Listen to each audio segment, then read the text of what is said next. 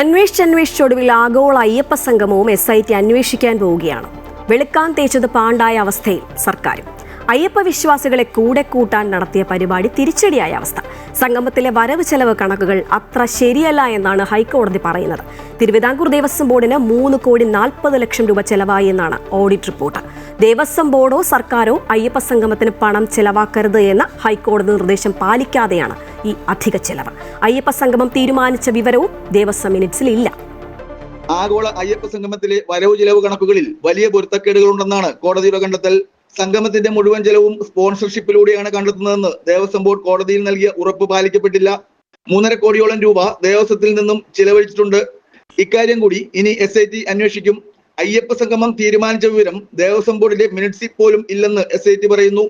10 ദിവസത്തിനകം ഹർജി വീണ്ടും പരിഗണിക്കുമ്പോൾ വ്യക്തമായ വിശദീകരണം നൽകണമെന്നാണ് തിരുവിതാംകൂർ ദേവസ്വം ബോർഡിന് ഹൈക്കോടതി നൽകിയിട്ടുള്ള നിർദ്ദേശം. സ്വർണ്ണക്കൊള്ളയ്ക്ക് പുറമെ അയ്യപ്പ സംഗമവും വിവാദമാകുമ്പോൾ കോടതി പലതവണ ആവശ്യപ്പെട്ടിട്ടും ദേവസ്വം ബോർഡ് കണക്ക് നൽകിയിരുന്നില്ല. ഓഡിറ്റ് റിപ്പോർട്ട് പരിശോധിച്ചാണ് അയ്യപ്പ സംഗമത്തിലെ കണക്കുകളിലെ അവ്യക്തത കോടതി പ്രാഥമികമായി വിലയിരുത്തിയത്. അമൃത ന്യൂസ്, കൊച്ചി.